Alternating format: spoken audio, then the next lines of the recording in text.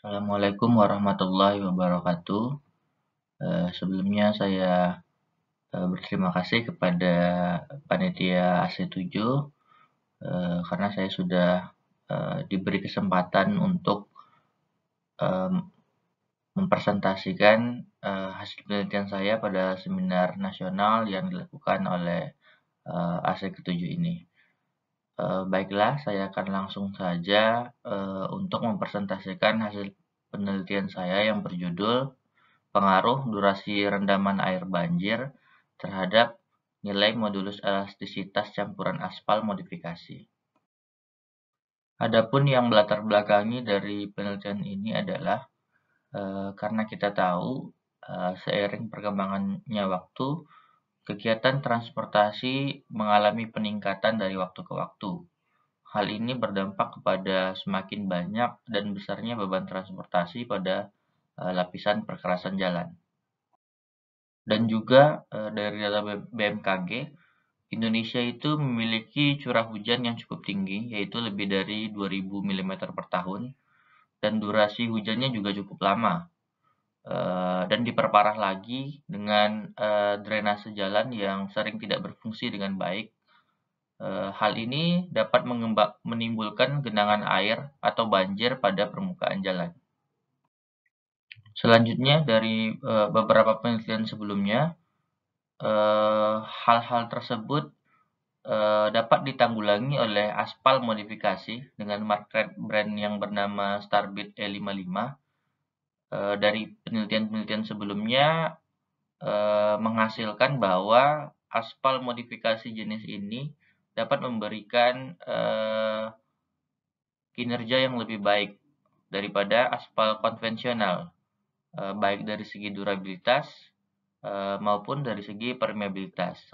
Oleh karena itu, di penelitian ini kita akan menguji aspal jenis tersebut dari segi durabilitasnya, tapi dari tinjauan modulus elastisitas dari campuran aspal tersebut. Sehingga yang menjadi tujuan dari penelitian ini adalah untuk kita mengetahui tingkat keawetan ataupun durabilitas dari campuran ACWC dengan menggunakan aspal modifikasi ataupun Starbit E55 dengan jenis perendaman air banjir secara menerus 1, 2, 4, dan 7 hari pada suhu ruangan terhadap nilai modulus elastisitasnya. Beda dengan penelitian sebelumnya adalah bahwa pengujian durabilitas pada penelitian sebelumnya itu hanya menggunakan atau tinjauannya berupa nilai stabilitas dari aspal tersebut berdasarkan pengujian Marshall. Sedangkan penelitian ini menggunakan metode pengujian modulus elastisitas nanti berdasarkan pendekatan dari penelitian yang dilakukan oleh Adiman dan kawan-kawan ataupun saya sebelum penelitian ini. Yang menjadi metode penelitian dari penelitian ini ada dua bab utama yang akan kita tinjau. Yang pertama, tentu saja kita harus menentukan kadar aspal optimum dari campuran aspal. Langkah-langkahnya, kita melakukan pengujian agregat dan aspal, tentunya harus sesuai dengan syarat dari spesifikasi umum Bina Marga yang terbaru itu 2018 revisi 2 di tahun 2020. Selanjutnya kita menentukan jenis perkerasan dan gradasi agregat yang digunakan, tentunya berdasarkan spek Bina Marga tersebut juga. Nanti kita akan menggunakan campuran ACWC dengan gradasi nilai tengah dari spek Bina Marga tersebut. Selanjutnya, kita membuat benda uji Marshall dan melakukan pengujian Marshall.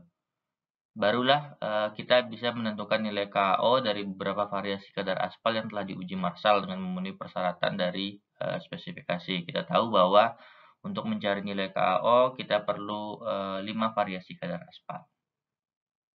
Tahapan kedua adalah tahapan pengujian campuran.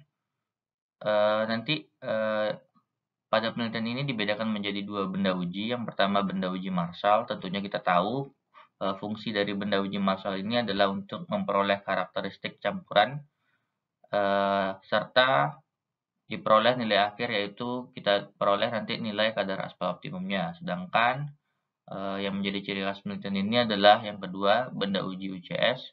Ini berdasarkan penelitian yang dilakukan oleh Adiman dan kawan-kawan, atau penelitian saya sebelumnya dengan menggunakan sampel benda uji yang berdiameter 3 inci dan tinggi 6 inci. Ini merupakan standar dari pengujian modulus elastisitas biasanya digunakan oleh beton, yaitu dengan tinggi itu sama dengan 2 kali diameternya.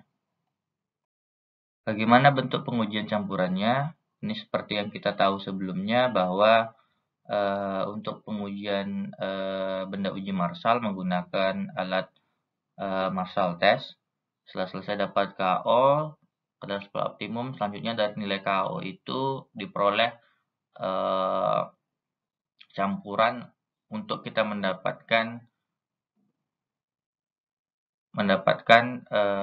benda uji UCS. Benda uji UCS yang tingginya 6 inci dan diameternya 3 inci. Selanjutnya ada benda uji yang kering, ada benda uji yang direndam 1, 2, 4, dan 7 hari. Selanjutnya diuji menggunakan UCS test, mesti masih menggunakan alat Marshall, tapi ini alat Marshall yang dimodifikasi dengan penambahan-penambahan dari pembacaan nilai deformasi dan nilai kekuatannya, sehingga diperoleh nanti benda uji yang sudah selesai diuji, nanti diperoleh data deformasi dan kekuatannya berapa untuk mendapatkan nilai modulus elastisitasnya. Selanjutnya kita masuk ke hasil dan pembahasan. Yang pertama, hasil dari pengujian campuran, ada hasil pengujian dari aspal starbit, mestinya harus memenuhi spesifikasi umum Bina Marga tahun 2020. Tentunya semua telah memenuhi. Selanjutnya kita melakukan pengujian agregat dan wajib juga memenuhi dari spesifikasi umum Bina Marga tahun 2020, dan kita lihat pada slide ini telah memenuhi semuanya. Selanjutnya kita mengadakan pengujian dari Marshall. Selanjutnya diperoleh nilai KO berdasarkan 5 kadar aspal variasinya. Nanti diperoleh dari menggunakan metode Naroreng, didapat nilai kadar aspal optimum dari campuran ACWC dengan menggunakan aspal modifikasi Starbit E55 adalah 5,53%. Selanjutnya dilakukan pengujian dari modulus elastisitas terhadap durasi perendaman yang dapat kita lihat pada gambar. Jadi benda uji kering diperoleh nilai modulus elastisitasnya 1263 MPa, perendaman 1 hari 1014 MPa, perendaman 2 hari 914 MPa, dan 4 hari 776 MPa, dan 647 pada perendaman 7 hari. Dari gambar kita lihat bahwa terdapat penurunan nilai kekuatan bahan atau modulus elastisitas dari campuran tersebut. Ini hal yang wajar karena kita tahu bahwa air dapat merusak dari aspal, terutama ini adalah menggunakan air banjir yang kadar lumpurnya cukup banyak. Selanjutnya dari tingkat durabilitasnya kita lihat bahwa benda uji kering kita anggap 100% kekuatannya, sampai ke hari ke-7 mengalami penurunan sampai 51%. Dari 1 80%, 2 72%, 4 61%, dan 7 51%. Sehingga kita dapat tarik kesimpulan bahwa nilai modulus elastisitas dari campuran aspal dari perendaman 0 sampai 7 hari dapat dilihat pada slide. Penurunan kekuatannya juga kita bisa dapat lihat pada slide.